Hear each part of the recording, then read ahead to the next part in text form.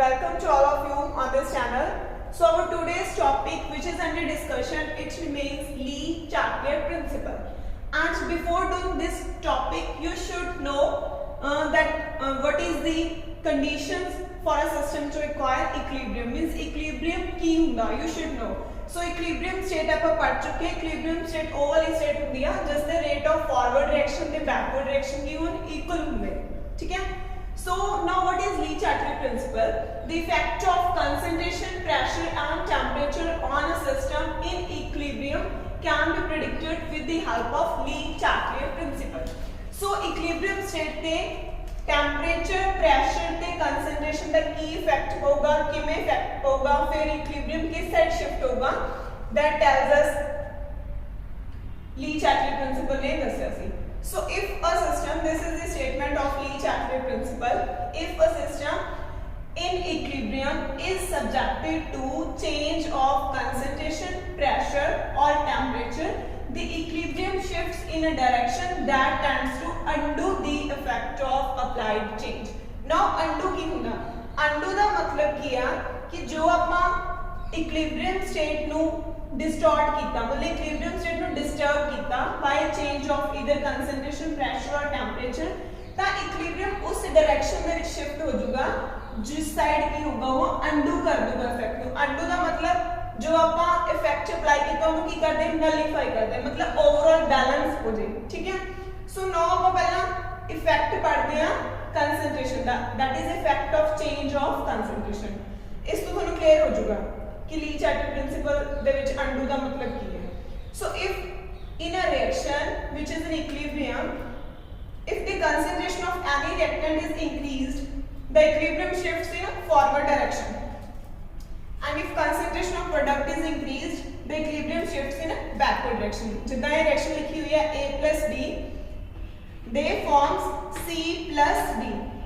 ता ये ऊपर वाला arrow की represent कर रहा है forward reaction, and जो नीचे वाला arrow है वो की represent कर रहा है backward reaction. Now किया, कुछ जो अपना system दे विच इस reaction दे विच अगर अपना suppose कर लो अपना A वाले reactant की concentration बढ़ा दी, पर A दी concentration बढ़ रही, तो equilibrium according to Lee-Chatelier उस side shift होगा जिधर is the concentration की हो जाए कट जाए. So उन्हें reactant की concentration किस side कट होगी, जो the reactant product side shift हो जाए, तो ये वाली direction की है forward. तो ही Lee-Chatelier कह रहे हैं कि if concentration of any reactant is increased, the equilibrium shifts in a forward direction. उसके बाद अगर आप product की value बढ़ा रहे हैं, अगर आप प्रोडक्ट की वैल्यू इंक्रीज कर रहे हैं, मींस प्रोडक्ट की कंसंट्रेशन इंक्रीज कर रहे हैं, तो रिएक्शन उस साइड शिफ्ट होगी, सॉरी इक्विलिब्रियम उस साइड शिफ्ट होगा जिधर प्रोडक्ट की कंसंट्रेशन घट जाए. प्रोडक्ट की कंसंट्रेशन बैकवर्ड डायरेक्शन में की हो जाएगी, घट जाएगा, मींस बैकवर्ड डायरेक्शन में की होगा रिएक्टेंट की कंसंट्रेशन इंक्रीज होने की हो जाएगी, स्टार्ट हो जाएगा. सो यही है Lee-Chatelier प्रिंसिपल. इस दे बेसिस से एग्जांपल्स दित्तियां होंगियां. अगर थानू यही इन्ना कांसेप्ट समझ लग रहा कि अगर आप रिएक्टेंट की कंसंट्रेशन बढ़ा दिए तो इक्विलिब्रियम फॉरवर्ड डायरेक्शन में शिफ्ट हो जाएगा. अगर प्रोडक्ट की कंसंट्रेशन बढ़ा दिए तो इक्विलिब्रियम बैकवर्ड डायरेक्शन में शिफ्ट हो जाएगा. देन तुम ये सारी एग्जांपल्स किया ऑटोमेटिकली किया कर सकते हो. इस तो बाद हैगा effect of temperature. What is the effect of change of temperature on equilibrium. So इसके लिए एक स्टेटमेंट नोट करो, effect of change of temperature. So इसके लिए होगा अगर आप टेंपरेचर इंक्रीज कर रहे हैं रिएक्शन में, ओके, देन की होगा equilibrium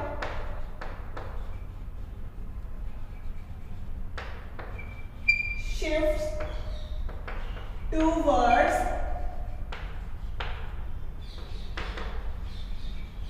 that side in which there is absorption of heat.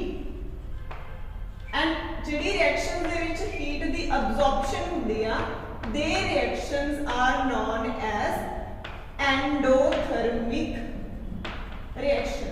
सो अगर आप टेम्परेचर इंक्रीज करेंगे तो इक्विलिब्रियम उस साइड शिफ्ट होगा जिस साइड किया एंडोथर्मिक रिएक्शन रेट किया ज्यादा। हुण टेम्परेचर इंक्रीज होना मतलब आपां सिस्टम नू हीट सप्लाई कर रहे हैं। हुण अगर सिस्टम नू हीट सप्लाई कर रहे हैं तो according to Le Chatelier equilibrium उस साइड शिफ्ट होगा जिधर जो ये हीट आप सप्लाई करनी है हीट दी की हो जाए अब्जॉर्प्शन हो जाए। Absorption of heat means overall किया इफेक्टिवली हो जाए अंडू हो जाए नलीफाई हो जाए। सो ए वाली रिएक्शंस केड़ी होंदे ने एंडोथर्मिक रिएक्शन। एंड अगर आप टेम्परेचर डिक्रीज कर रहे हैं तां की होगा इक्विलिब्रियम उस साइड शिफ्ट होगा जिस साइड किया एक्सोथर्मिक रिएक्शन जेडी आ वो किया हो रही है। बिकॉज जो टेम्परेचर डिक्रीज हो रहा तो रिएक्शन मींस इक्विलिब्रियम उस साइड शिफ्ट होगा जिस साइड की होवे there is a release of heat. Temperature घट आ मींस हीट आपा ऑलरेडी इथे घट आ तो रिएक्शन ओ होगी जिथे हीट निकले बाहर। हीट किस साइड निकलोगे एक्सोथर्मिक रिएक्शन दे विच। ठीक है सो यही सीगा इफेक्ट ऑफ टेम्परेचर। इसनु समझण दे लई एग्जांपल कर सकते हो formation of ammonia. Formation of ammonia दे विच की हुंदा nitrogen plus hydrogen both are in gaseous form. So ये रिएक्ट करके की बनाउंदा ammonia 2 moles of ammonia and इस रिएक्शन दे विच डेल्टा H दी वैल्यू है -92.4 किलोजूल। मींस ये रिएक्शन की है इथे डेल्टा H किया नेगेटिव। अगर डेल्टा H नेगेटिव है तो ये रिएक्शन किया एक्सोथर्मिक मींस इस रिएक्शन का जो फॉरवर्ड रेट है वो किया एक्सो। हुन अगर फॉरवर्ड रिएक्शन एक्सो आ तो बैकवर्ड रिएक्शन की होगी एंडोथर्मिक। हुन इस केस दे विच की होगा if temperature is increased then according to Lee Chatelier equilibrium shifts in that direction in which there is absorption of heat means endothermic। so इस केस दे विच अगर आप टेम्परेचर इंक्रीज करेंगे तां की होगा दसो इक्विलिब्रियम शिफ्ट्स इन फॉरवर्ड और बैकवर्ड। इस केस दे विच इक्विलिब्रियम शिफ्ट होगा इन बैकवर्ड डायरेक्शन और backward side. Are you getting my point? So इस केस दे विच की होगा if we decrease the temperature only then equilibrium shifts in forward direction। ठीक है so this is the effect of temperature on equilibrium। okay I hope थोड़ा सबको clear हो गया हमारा effect of change of temperature। and the last is the effect of change of pressure। so what is the effect of change of pressure? पहला ਆਪਾਂ ਕੀਤਾ ਸੀ temperature ਦਾ ਕੀ effect ਪਿਆ ਫਿਰ pressure ਦਾ ਕੀ ਇਫੈਕਟ ਹੋਗਾ। so ਇਸ ਦੇ ਲਈ ਵੀ ਤੁਸੀਂ ਪੁਆਇੰਟ ਲਿਖੋ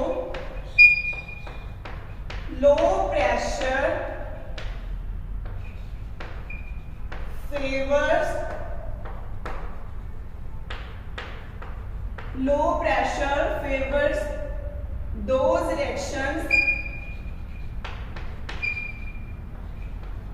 which occurs by increase in total number of moles।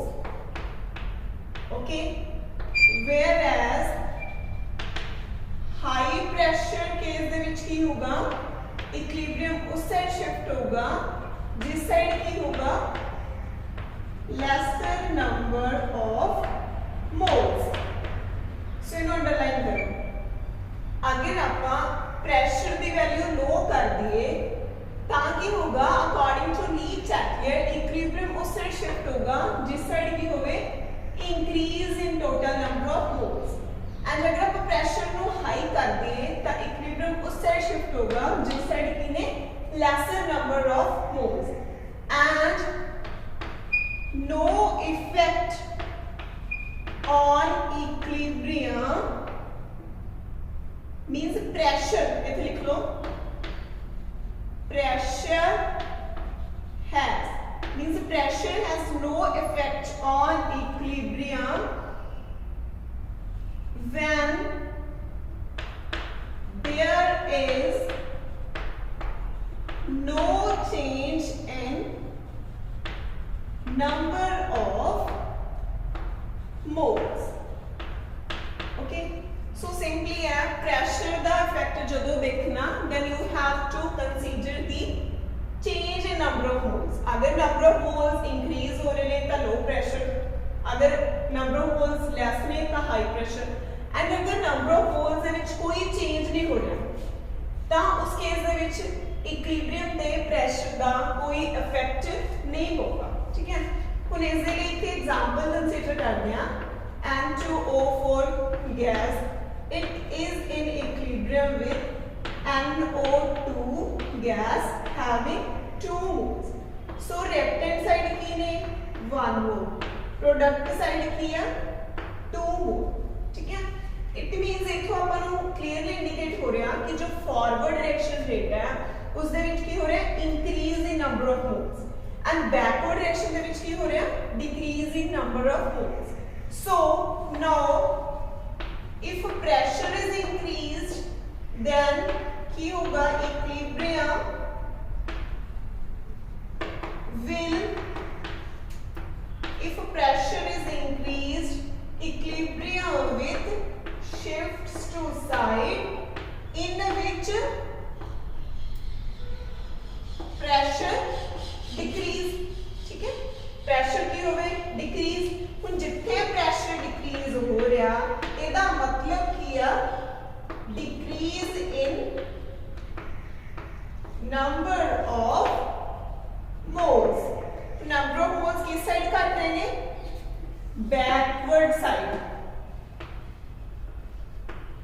so simply ਆਪਾਂ ਕਹਾਂਗੇ equilibrium shifts in backward side in this particular example. Now why it is so?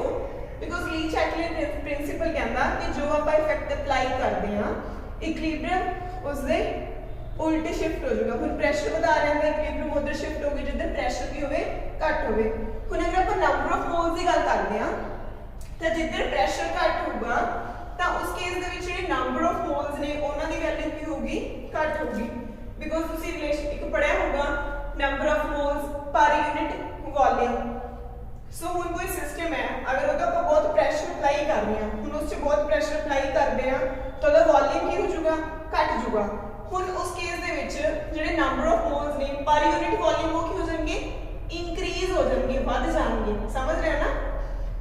ਤਾਂ ਕੀ ਆ इक्विलिब्रियम उस साइड शिफ्ट होगा जिदे विच नंबर ऑफ मोल्स की हो जान डिक्रीज हो जाए. ठीक है, so total number of moles same रहणगे बट आपां नंबर ऑफ मोल्स की गल करने आ with respect to volume because it is specific case है गैसेस वाला. वैसे भी जदों भी आपां effect of change of pressure include करना तो उत्थे जो अपना रिएक्शन दे विच रिएक्टेंट्स ते प्रोडक्ट्स ने आपां हमेशा की कंसीडर करना गैसेस. सो हुण जो एक्सप्लेनेशन दित्ती है मैं number of moles per unit volume ये सिर्फ उदों ही एप्लीकेबल होगी जो अपने रिएक्टिंग स्पीसीज ने इधर रिएक्टेंट्स इधर प्रोडक्ट्स वो की होन गैसियस स्टेट्स दे विच होन. ठीक है, सो यही सीगा इफेक्ट ऑफ प्रेशर. हुन अगर आप एक होर एग्जांपल लेने आ, for example hydrogen plus iodine forming 2 moles of HI. देखिए इधर 2 moles ने and इस साइड किया 1 + 1 2. So इस particular case ਦੇ ਵਿੱਚ ਕੀ ਆ ਰਾਜੇ there is no change in number of moles means ਜਦੋਂ ਆਪਾਂ forward ਦੇ ਵਿੱਚ ਜਾਂਦੇ ਆ ਜਾਂ ਫਿਰ backward ਦੇ ਵਿੱਚ ਜਾਂਦੇ ਆ ਤਾਂ ਉੱਥੇ number of moles ਦੇ ਵਿੱਚ ਕੋਈ change ਨਹੀਂ ਹੋਗਾ. So ਇਸ case ਦੇ ਵਿੱਚ ਕੀ ਹੋਗਾ no effect of pressure in equilibrium state. ठीक है, मींस इथे कोई चेंज नहीं होगा. सो ये सीगा effect of change of pressure. So इसनों समझण दे लई तुसी ओ भी लगा सकते हो जिहड़ा रिएक्शन कोशेंट वाली हुंदी है टर्म बिकॉज़ आप इक्विलिब्रियम दे की पढ़दे आ केपी की हुंदा concentration of products upon concentration of reactant दोनों की की होवे इक्विलिब्रियम ते हुण आपां जदों कोई भी फैक्टर चेंज कर रहे हैं कोई भी जिहड़ा चेंज कर रहे हैं चाहे वो टैंपरेचर दे विच होवे चाहे प्रेशर चाहे कंसंट्रेशन उस टाइम में के भी नहीं रहूगा क्यों क्योंकि उस टाइम इक्विलिब्रियम डिस्टर्ब हो गया तो उत्थे तुसीं क्यू पी दी वैल्यू जिहड़ी चैक करनी है फिर तुसीं इन्हां दोनों दा देखना कि किस दी वैल्यू ज्यादा हो रही है तो इक्विलिब्रियम उधर शिफ्ट होगा ताकि इन्हां दोनों दी वैल्यू की हो जाए वापस तो की हो जाए बैलेंस हो जाए सो ये सीगा Le Chatelier principle Now we discuss the applications of Le Chatelier principle so first जो आप कर रहे हैं एप्लीकेशन जो मैं लिखी हुई है this is to chemical equilibrium so equilibria दे विच अगर आप केमिकल इक्विलिब्रिया की गल कर रहे हैं तो उस केस दे विच ली-चैटलियर जिहड़ा वो बहुत ही हेल्पफुल हुंदा in predicting the condition of temperature pressure and concentration to get higher yield in certain industrial reactions जिवें कि एक पर्टिकुलर एग्जांपल की गल करते हैं आप formation of nitric oxides nitrogen plus oxygen it forms 2 moles of nitric oxide सो इस case दे विच अगर आप प्रोडक्ट दी कंसंट्रेशन ਵਧਾਉਣੀ है या फिर एक कह ली कि रिएक्शन दे विच प्रोडक्ट दी यील्ड ਵਧਾਉਣੀ है तो उस केस दे विच आप किवें टेंपरेचर प्रेशर ते कंसंट्रेशन ਨੂੰ चेंज करके इस दी यील्ड ਵਧਾ सकते हैं या फिर रेट ऑफ फॉरवर्ड रिएक्शन ਵਧਾ सकते हैं ये ਆਪਾਂ ਨੂੰ ली-चैटलियर प्रिंसिपल तो ही किया पता चलता सो इस केस दे विच देखो जो रिएक्टेंट्स कंबाइन होकर प्रोडक्ट बनाउंदे ने ते इत्थे जो डेल्टा एच दी वैल्यू है ये पॉजिटिव है हुण अगर डेल्टा एच दी वैल्यू पॉजिटिव है इत्थों इंडिकेशन मिलदी है कि ये रिएक्शन की हुंदी है एंडोथर्मिक रिएक्शन होएगी सो इस केस दे विच की तां ये फॉरवर्ड रिएक्शन की एंडोथर्मिक रिएक्शन हुण इफेक्ट ऑफ टेंपरेचर की होगा according to Le Chatelier if temperature increase then equilibrium will shifts in that direction in which there is absorption of heat occurs means absorption of heat occur मतलब endothermic ਇਹਦਾ मतलब इस particular example ਦੇ ਵਿੱਚ endothermic reaction किस side होगी ਜਦੋਂ forward direction होगी because delta H the value ਕੀ ਆ ਪੋਜ਼ਿਟਿਵ सो इस केस ਦੇ ਵਿੱਚ ਟੈਂਪਰੇਚਰ ਵਧਾਉਣ ਦੇ ਨਾਲ ਫॉरवर्ड ਰਿਐਕਸ਼ਨ ਰੇਟ ਕੀ ਹੁੰਦਾ ਇੰਕਰੀਜ਼ ਹੁੰਦਾ ਸੋ ਜਨਰਲੀ ਇੱਥੇ ਜੋ ਟੈਂਪਰੇਚਰ ਇੰਪਲੋय ਕੀਤਾ ਜਾਂਦਾ that is 2773 ਕੈਲਵਿਨ ठीक है नेक्स्ट है effect of pressure in this particular example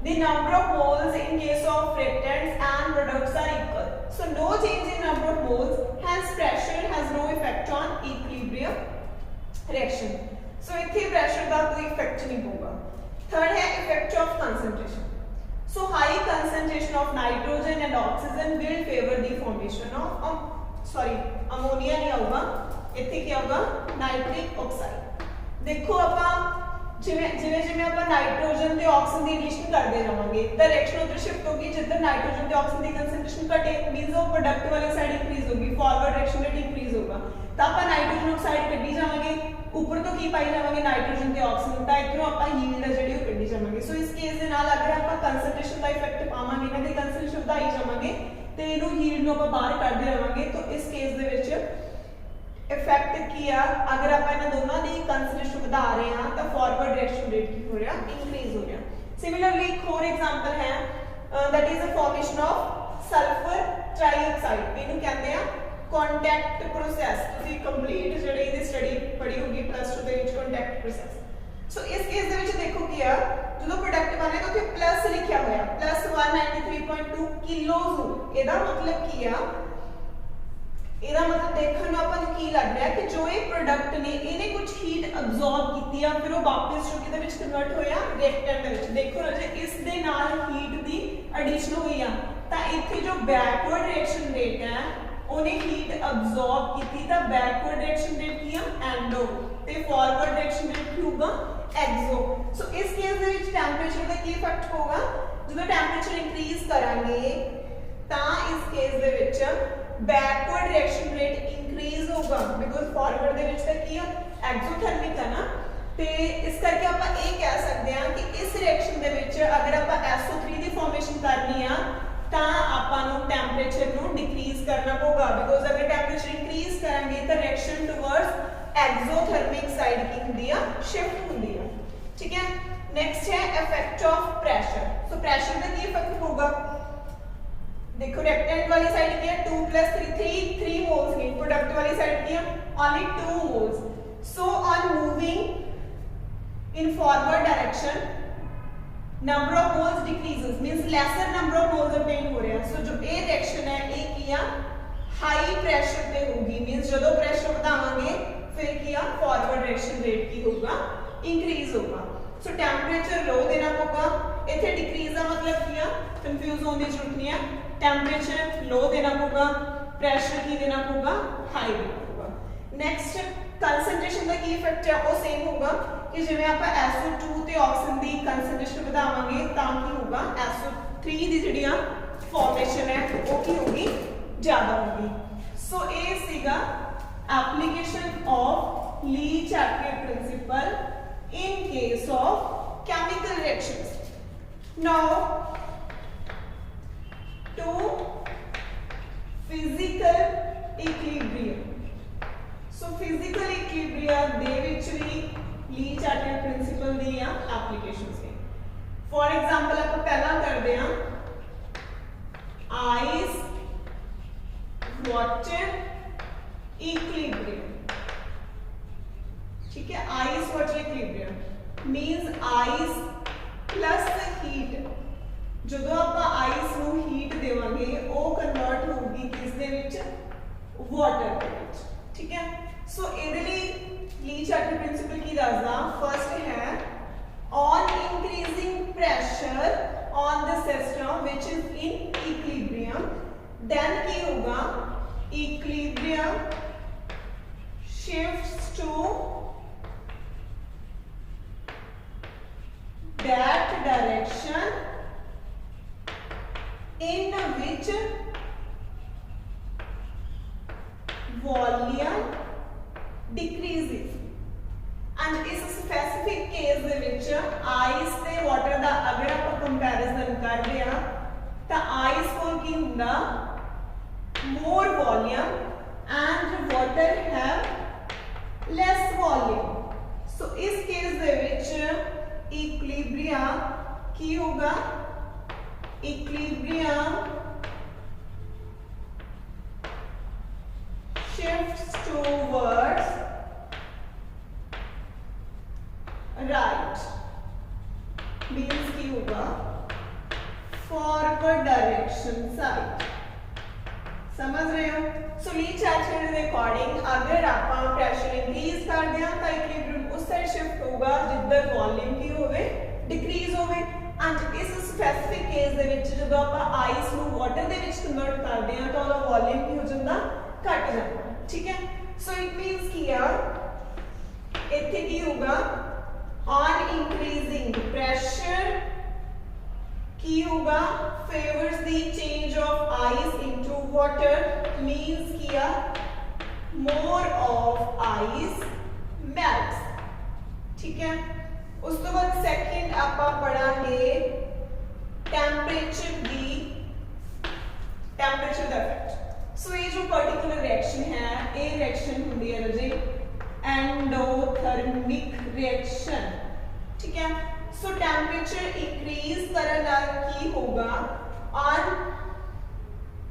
increase in temperature equilibrium shifts in forward direction. Because ये मैं थोड़ा पहला भी करवाया सी जदों आपां पढ़िया सीगा ना entropy change in case of physical processes तो उत्थे आपां पढ़िया सी ਜਦੋਂ ਸੋਲਿਡ ਲਿਕੁਇਡ ਦੇ ਵਿੱਚ ਕਨਵਰਟ ਹੁੰਦਾ ਐਂਡੋਥਰਮਿਕ ਰਿਐਕਸ਼ਨ ਹੁੰਦੀ ਆ। ਸਿਮਿਲਰਲੀ ਜਦੋਂ ਲਿਕੁਇਡ ਗੈਸ ਦੇ ਵਿੱਚ ਕਨਵਰਟ ਹੁੰਦੀ ਆ ਉਹ ਵੀ ਐਂਡੋਥਰਮਿਕ ਰਿਐਕਸ਼ਨ ਹੁੰਦੀ ਆ। So this particular case is also endothermic reaction case. So इस केस ਦੇ ਵਿੱਚ ਜਦੋਂ ਟੈਂਪਰੇਚਰ ਇੰਕਰੀਜ਼ ਕਰਾਂਗੇ ਤਾਂ ਇਕੁਇਲਿਬਰੀਅਮ ਫਾਰਵਰਡ ਡਾਇਰੈਕਸ਼ਨ ਦੇ ਵਿੱਚ ਇੰਕਰੀਜ਼ ਹੋਊਗੀ। ਸੋ ਇਹ ਕੀਆ application in case of physical equilibrium. And ਇੱਕ ਹੋਰ ਪੁਆਇੰਟ ਯਾਦ ਰੱਖਣਾ ਕਿ ਇਹ ਇਕੱਲਾ ਇੱਕ ਆਈਸ ਵਾਟਰ ਦਾ ਸਿਸਟਮ ਹੈ। ਜਨਰਲੀ ਕੀ ਹੁੰਦਾ अगर आप सॉलिड ते लिक्विड का कंपैरिजन करते हैं तो सॉलिड का की होगा लैस वॉल्यूम होगा एंड लिक्विड का की होगा हाई वॉल्यूम। बट सारे सॉलिड्स दे विचों आइस एक ओ वाली एग्जांपल है जिसका वॉल्यूम ज्यादा है as compare to water. Means ice के केस दे विच सॉलिड दा वॉल्यूम की हुंदा ज्यादा हुंदा लिक्विड दे वॉल्यूम दे कंपैरिजन।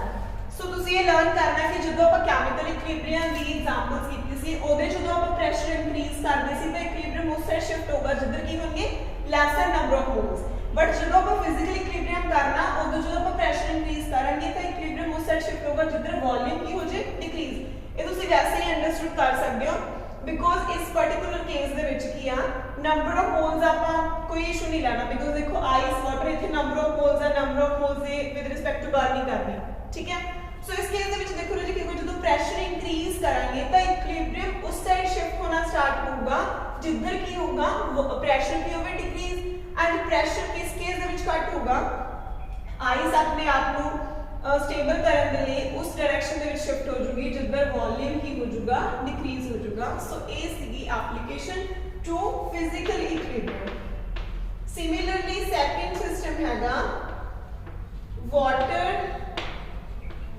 तो लैके water vapour means water vapour equilibrium. तो वाटर दे विच भी जदों आपां वाटर नूं हीट देवांगे तो वेपर च कन्वर्ट होगा and I already told you that जिवें सॉलिड लिक्विड दे केस विच जनरली तो सॉलिड दा वॉल्यूम घट हुंदा लिक्विड दा ज्यादा हुंदा। सिमिलरली लिक्विड ते गैस दी गल करिए तो लिक्विड दा वॉल्यूम घट हुंदा एंड जो दी गैस मींस वेपर फॉर्म है ओदा वॉल्यूम ही होगा ज्यादा होगा ठीक है। And this reaction is also endothermic. So इस केस दे विच भी सेम है जदों ਆਪਾਂ टेंपरेचर इंक्रीज करेंगे तो equilibrium forward direction side shift हो जाएगा बट जदों ਆਪਾਂ प्रेशर इंक्रीज करांगे तो इक्विलिब्रियम उस साइड शिफ्ट होगा जिधर की होगा वॉल्यूम घट होगा एंड वॉल्यूम किस साइड घट होगा बैकवर्ड साइड। सो इस केस दे विच equilibrium shifts in backward side. Backward side मतलब बैकवर्ड साइड का मतलब की है जो गैस है वो कंडेंस होके फिर वापस तो किस दे विच कन्वर्ट हो जाए लिक्विड दे विच कन्वर्ट हो जाए। सो ये सीगी applications to ice water equilibrium and water to vapour equilibrium. And जी क्लास जो एप्लीकेशन है फिजिकल इक्विलिब्रियम दी वो किया सॉलिबिलिटी ऑफ सबस्टांस ठीक है। हुण देखो जो कोई भी सॉल्ट है उन्होंने आपां वाटर दे विच ऐड करदे हां तां ओह की करदा सॉल्यूशन बनाउंदा है and this reaction is also endothermic reaction ठीक है। सो हुण ए रिएक्शन दा एंडोथर्मिक है no it is not necessary इस दे विच फर्दर डिपेंड करदा कि डेल्टा H की वैल्यू नेगेटिव है या फिर डेल्टा H की वैल्यू किया पॉजिटिव है ठीक है। हुन अगर किया डेल्टा H की वैल्यू नेगेटिव है मींस किया ए रिएक्शन किया एक्सोथर्मिक ठीक है। तो उस केस दे विच की होगा जदों आप टेंपरेचर को इंक्रीज करांगे जदों टेंपरेचर को इंक्रीज करांगे तो रिएक्शन किस साइड शिफ्ट हो जाएगी बैकवर्ड साइड दे विच ठीक है।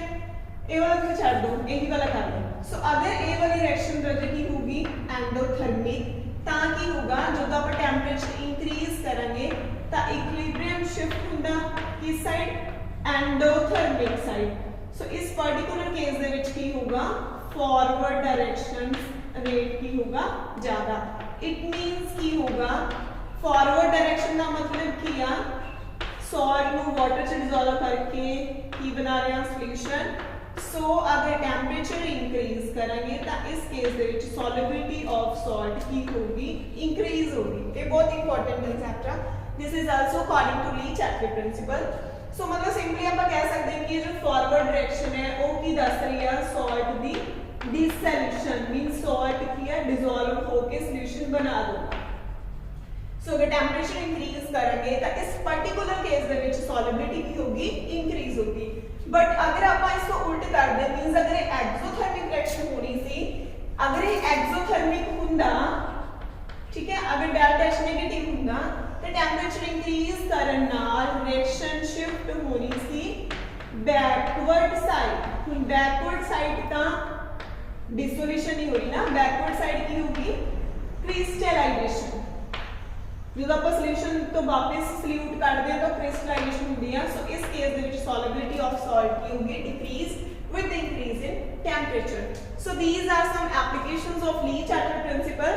Instead of these applications, there are also some other applications given in your book. Try to understand those applications also.